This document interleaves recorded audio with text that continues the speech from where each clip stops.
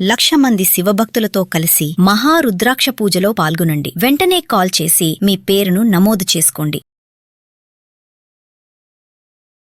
నమస్తే రమ్మగారు. నమస్తే జయ.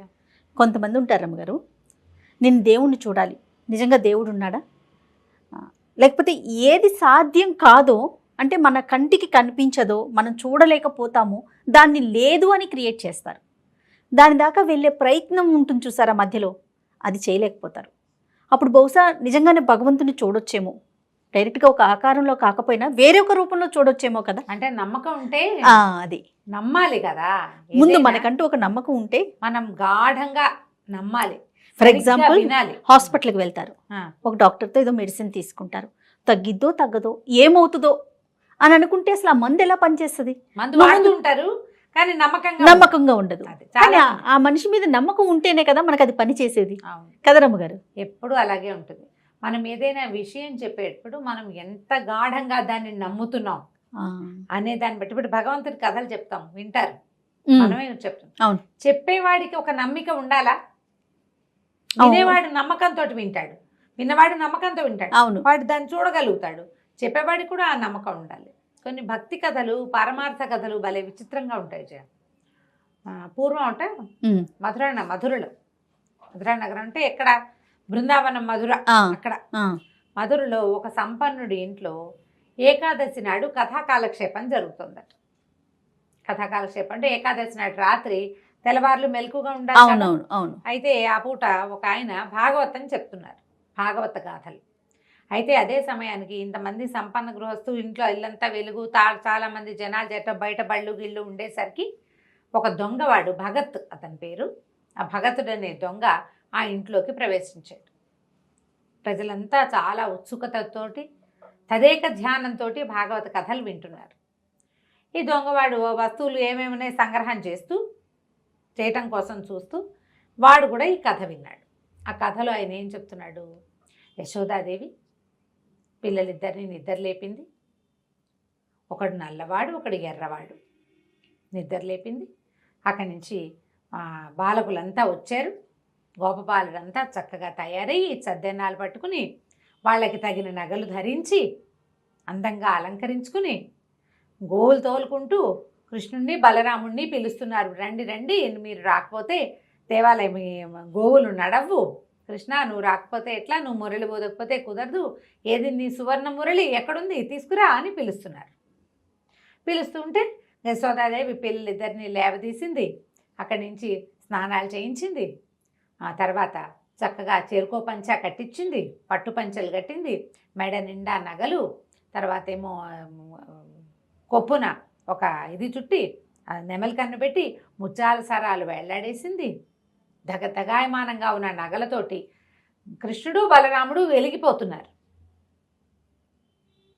వెలిగిపోతున్న ఇద్దరు, బంగారు మురళి తీసుకున్న కృష్ణుడు, బంగారు పొన్నుకర్ర ధరించిన బలరాముడు చక్కగా గోవులు తోలుకుని వెళ్తున్నారు బృందావనం వైపు. ఈ దొంగ అంతా వింటున్నాడు. వాడికి బంగారం బంగారం బంగారం వినిపిస్తున్నాడు, అనర్ఘరత్నాలతో ఉన్న వస్తువులు. అంతకుముందు గోపబాలురు కూడా అలంకరించుకున్నారు నగలు శక్తి అనుసారం. వాళ్ళ దగ్గర కొన్ని ఉన్నాయి. వీళ్ళమ్మే వాడికో పట్టుపంచ వీడికో పట్టుపంచ కట్టింది. పట్టుపంచలు కట్టగలిగే అంటే నగలుంటాయి వాళ్ళ ఇంట్లో. అవును కదా కదా. పైగా వీళ్ళు ఏమైనా పెళ్ళికి వెళ్తున్నారా, పేరెంటానికి వెళ్తున్నారా, గోవులు గాయడానికి వెళ్తున్న పిల్లలకి పంచలు కట్టి పట్టుపంచలు కట్టిందంటే నగలు మంచివి, బోల్డు నగలు ఉన్నాయని చెప్తున్నాడు. ఆభరణాలు ఇన్ని ధరించారని చెప్తున్నాడు. అంతా విని ఈ ఇంటి వెనకాల ఆ ఇంటి వెనకాల పడ్డం ఎందుకు, వాళ్ళు ఎవరో పిల్లల గురించి చెప్తున్నాడు కదా, వాళ్ళు ఎక్కడుంటారో కనుక్కుని అయ్యవారిని కనుక 2 నెలలేసి కనుక్కుంటే పోయి వాళ్ళ ఇంటికి వెళ్ళి తెచ్చుకోవచ్చు. వాడి తెలివది. విన్నాడు విన్నాడు విన్నాడు మధ్య మధ్యలో కథలోకి వెళ్ళిపోతున్నాడు, ప్రవాహంలోకి. గోవుల్ని ఎట్లా తోలుకెళ్తున్నారు, ఎట్లా ఆడుతున్నారు, ఎట్లా కాళీ మర్దనం చేశాడు, ఏమిటేమిటేమిటో అంతా ఊగాడు నిద్రపట్టి ఈ ఇంటి నుంచి ఒక్క వస్తువు తీసుకోవాలి. కాస్త కునుకు పట్టేసరికల్లా 3:30, 4 అయిపోయింది. సరే లేచాడు. 4 అయ్యేసరికల్లా అయ్యవారు కూడా లేచి బయలుదేరాడు. అయిపోయింది కదా, అయిపోయింది కదా. అక్కడి నుంచి ఈ దొంగ భగతుడు ఏం చేశాడు, అయ్యవారు నడిచిపోతుంటే ఆయన వెనకాల పడ్డాడు. ఆయన 2-3 సందులు తిరిగి ఇంట్లోకి వెళ్ళంగానే ఈ దొంగ కూడా వాళ్ళ ఇంట్లోకి పోయాడు. ఏమండి అయ్యగారు, మీరు ఇందాక చెప్తున్నారే మరి వాళ్ళెవరో ఇద్దరు పిల్లల గురించి, బోళ్ళు నగలు పెట్టింది వాళ్ళమ్మ, పట్టుపంచలు కట్టిందన్నారు, ఒకడికి బంగారు మురళి ఉందన్నారు, ఇంకోటికి బంగారు పొన్నుకర్ర ఉందన్నారు. ఆ కర్ర ఆ మురళి తెచ్చుకున్నా మన బతికెళ్ళిపోతుంది. వాళ్ళు ఎక్కడున్నారు, ఆ దారి ఏమిటో, వాళ్ళు ఇంటికి వెళ్ళే దారి ఏమిటి, పోనీ వాళ్ళు వెళ్ళే దారి ఏది, వాళ్ళు ఏ దారిలో వెళ్తారు. ఇంటికి వెళ్తే బాగోదు, పెద్దవాళ్ళంతా చూస్తారు, మళ్ళీ గొడవ అవుతుంది. దారిలో వాళ్ళని ఎక్కడో చోట దారికి వచ్చి పట్టుకుంటా, ఆ పిల్లలు ఎక్కడుంటారు, ఎక్కడికి వెళ్తున్నారో చెప్పండి అన్నాడు. ఈయన నిర్ఘాంతపోయాడు. ఏమిటి పురాణ పురుషుల్ని ఎక్కడుంటారని చెప్తాము, అదే కదా. సరే ఈయన ఏమన్నాడు, బృందావనం ఉంది కదా అక్కడ ఉంటారన్నాడు. బృందావనం వెళ్తున్నారు వాళ్ళు, బృందావనంలో వెనక్కి తాటితోపులు ఉన్నాయి కదా, అక్కడికి గోవులు కాచుకోవడానికి వెళ్తారు అని ఆ పిల్లలిద్దరూ అని చెప్పబోయాడు. అవన్నీ చెప్పకండి, వాళ్ళు ఎక్కడికి వెళ్తారో చెప్పండి, వాళ్ళు మిగిలిన కథ అంతా నాకు అక్కర్లేదు. నాకల్లా నగలు ధరించినటువంటి ఇద్దరు అబ్బాయిలు, ఒక నల్లవాడు ఒక ఎర్రవాడు, వాళ్ళే కావాలి. మిగిలిన వ్యవహారం వద్దు, మిగిలిన వాళ్ళంతా వద్దు మనకి. వీళ్ళ దగ్గరే పోలేనాడు. ఇంతకీ వాళ్ళకి ఏమేమి వేసుకుంటారు వాళ్ళు, వాళ్ళ ఒంటి మీద ఏమేమి నగలు ఉంటాయంటే ఈయన మెల్లిగా పుస్తకం తెరిచాడు. తెరిచి వీళ్ళకి చేతులకి ఇవి ఉంటాయి, కేయూరాలు ఏమంటారు దాన్ని, మన కంకణాలు, చేతులకి 2 చేతులకి కంకణాలు, అక్కడి నుంచి వేళ్ళకి ఉంగరాలు ఉండి, ఉంగరాల నుంచి కంకణాలకి గొలుసులు ఉంటాయి. చిన్నపిల్లలు కదా ఉంగరాలు పడిపోతాయి, అందుకని దీని నుంచి దీనికి గొలుసులు, అక్కడి నుంచి దండ కడియాలు, పైకి కడియాలు ఉంటాయి. ఆ కడియం కాకుండా ఇట్లా కుచ్చు ముడేసేది వెనకాల కడతారు. అక్కడి నుంచి ఈ కొప్పు వేస్తారు కదా, కొప్పుకి ముత్యాలు వేళ్లాడుతూ ఉంటాయి. చెవులకి కుండలాలు ఉంటాయి, మకర కుండలాలు ఇద్దరికి.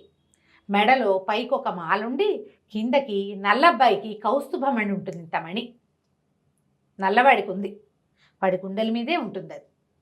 పొడుగాటి ముత్యాల హారాలు, ఈయన ఒంటి మీద ముత్యాలు కనపడతాయి నల్లబ్బాయి మీద. ఎర్రబ్బాయి మీద ముత్యాలు పెద్దగా కనిపించవు, ఆయన కొంచెం తెల్లగా ఉంటాడు, అందుకని ఆయన మెడలో రత్నాల హారాలు ఉంటాయి. కాళ్ళకి కడియాలు ఉన్నాయి, కింద పాంజేబులు పైన కడియాలు. నడువుకి దట్టి ఉంటుంది కదా, దట్టికి కూడా మొలనూలు కూడా బంగారపు మొలనూలే వాళ్ళవి అని చెప్పాడు. అవన్నీ చదివి చెప్పాడు. తలలో పెట్టుకునేవి కూడా ఇంకా ఏమిటో, ఆ తలకి ఇంకా ఏమిటో ఉన్నాయి, అన్నీ బాగానే ఉన్నాయి. మురళి బంగారు మురళి, బంగారు పొన్నుకర్ర. చాలు, ఈ వివరాలు చాలు. మనం గనక అవి తెచ్చుకున్నామా ఇక బతుకు సెటిల్ అయిపోతుంది. నీకు కూడా సగం తెచ్చిస్తా, మనం సెటిల్ అయిపోతాం చక్కగా. సరే ఇవన్నీ విని ఇంతకీ వీళ్ళు ఎటువైపు వెళ్ళారో చెప్పన్నాడు. బృందావనంలోంచి ఉత్తర దిక్కుగా వెళ్ళారని చెప్పాడు. అక్కడి నుంచి వీడు నడవటం మొదలుపెట్టాడు బృందావనం వైపు. మధుర నుంచి బృందావనం వెళ్ళొద్దు, వెళ్ళాడు. వెళ్ళిన తర్వాత సరే మొత్తానికి బృందావనం లోపలికి దారి తీస్తే ఓ పక్క నుంచి యమునా నది సన్నగా పారుతూ వెళ్తోంది. చీకటి పడిపోయింది, రోజంతా నడిచాడు. చీకటి పడ్డాక ఆ బృందావనంలో ఏవో చెట్లున్నాయి రకరకాలు. ఆ యమునా నది తీరాన ఓ చెట్టు ఎక్కి కూర్చున్నాడు. వాళ్ళు చీకటి పడ్డాక వస్తారనుకున్నాడు, లేదా తెల్లారేకి వస్తారు, మనం ఇప్పుడు పడుకుంటాం, రేపు పొద్దున్నే వస్తారు. గోవులు తోలుకునేది పొద్దుట, సాయంత్రాలు రారు కదా, పొద్దున్నే వస్తారు. సరే చెట్టు ఎక్కితే కొంచెం మాగన్నుగా నిద్రపడుతుంటే ఎక్కడి నుంచో మురళీగానం వినపడుతోంది. వచ్చేసారు అనుకున్నాడు. అది రాత్రి స్పృహ లేదు, ఆ స్వరూపాల్లోకి వెళ్ళిపోయాడనమాట. ఇన్ని నగలు పెట్టుకున్న బాలకుమారులు ఇద్దరు, వాళ్ళ రూపవర్ణనలోకే వాడి బుద్ధి.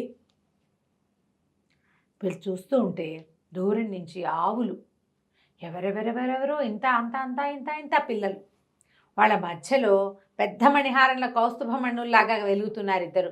నల్లటి వాడు ఒక 9 ఏళ్ల వాడు ఒకడు, ఓ 10 ఏళ్ళు ఉంటాయి ఇంకొకడు, తెల్లగా ఎర్రగా మెరుస్తూ.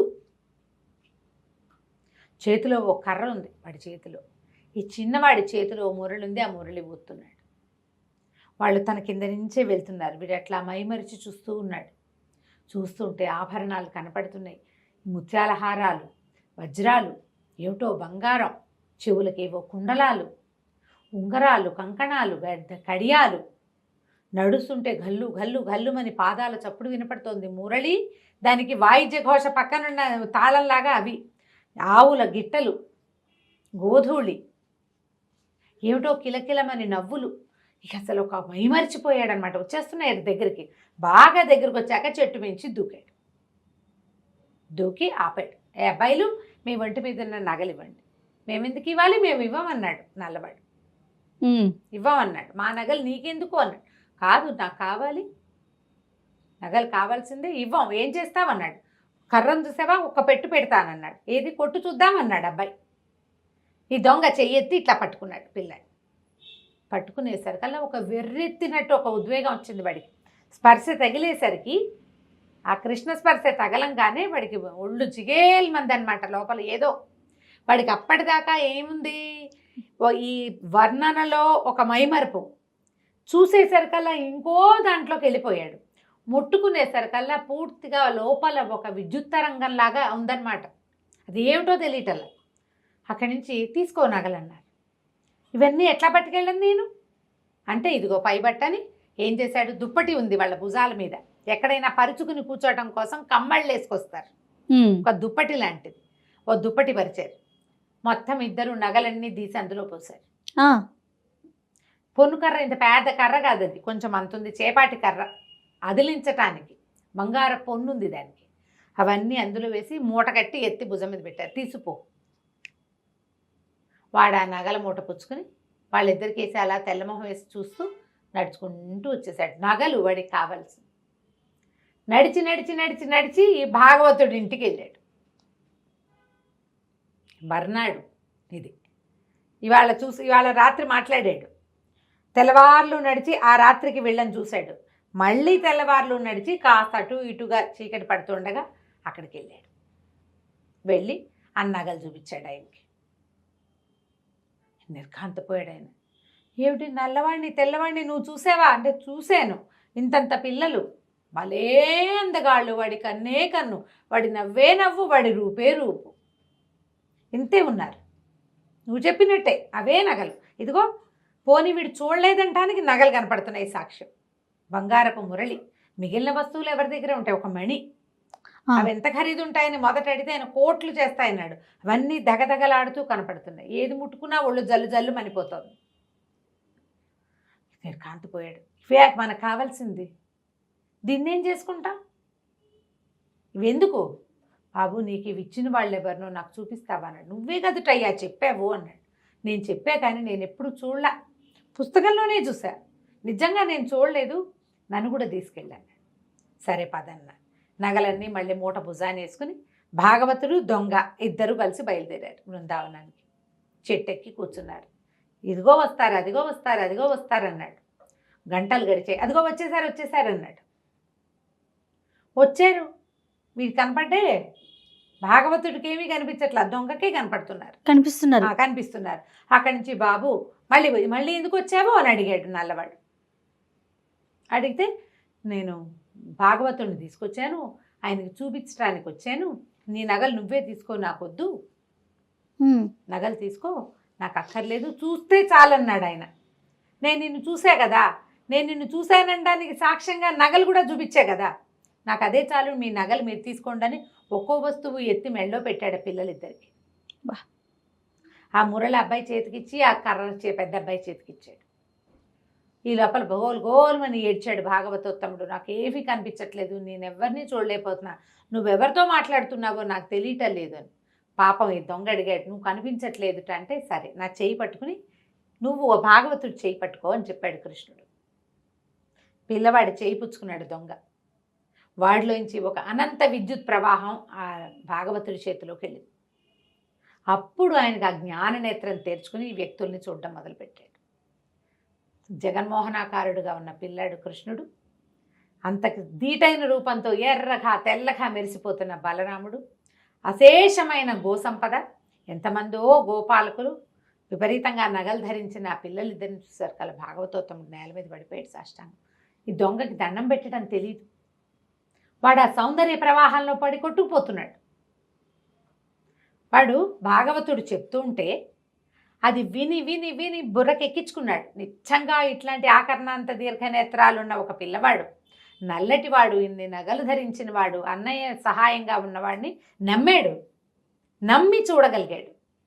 ఇలా ఉంటాడని చెప్పిన వాడు కథ చెప్తున్నాడు కానీ విషయం లేదు బుర్రలో. ఎప్పుడైతే నగగట్టు చూశాడో అప్పుడు అతనికి తెలిసింది తను నోటితో చెప్తున్నది నిజంగా ఉన్నది అని. అది సీపవ్వలేదు లోపలికి, ఇంకా కదా. ఇవి పురాణ పురుషులు, వీళ్ళు కిందటి యుగంలో ఉన్నారు, ఇప్పుడు లేరు. ఇప్పుడు ఉండరు. ఇప్పుడు కూడా ఉన్నాడని నువ్వు నమ్మితే కదా నీకు కనపడేది. నమ్మిక లేనిదే ఎట్లా కనపడుతుంది ఏదైనా? ఇక ఆ భాగవతుడు సాష్టాంగ పడిపోయాడు. దొంగ కూడా ఓ దండం పెట్టాడు. ఎప్పుడైతే కృష్ణ పాదాలు ముట్టుకున్నాడో వెంటనే వీళ్ళు మాయమైపోయారు. ఏమీ కనపడలే అక్కడ. ఇద్దరూ నడిచి వచ్చారు. అప్పటి నుంచి భాగవతోత్తముడు పరమభక్తుడయ్యాడు, దొంగ పరమభక్తుడైపోయాడు. వాళ్ళిద్దరూ కలిసి ఆ బృందావనంలోనే ఎంతకాలమో భగవంతుని గాథలు కీర్తనలు ప్రజలకి తెలియజేస్తూ ఉన్నారు. నమ్మిక ఉంటేనే మనం భగవంతుణ్ణి చూడగలం. నోటితో గంటల తరబడి చెప్పినా సరే ప్రయోజనం లేదు. ఏ పనైనా అంతే కదా రమ్మగారు, నమ్మకంతో ఉంటేనే చేయగలుగుతాం, సాధించగలుగుతాం. అంతే. బా ఎంత అద్భుతంగా ఉందో రమ్మగారు. అలా ఇన్వాల్వ్ అయిపోయాం మొత్తం. చూడండి, పిన్ డ్రాప్ సైలెంట్ అయిపోయింది. బా చాలా మంచి కదండి. నమస్తే రమ్మగారు.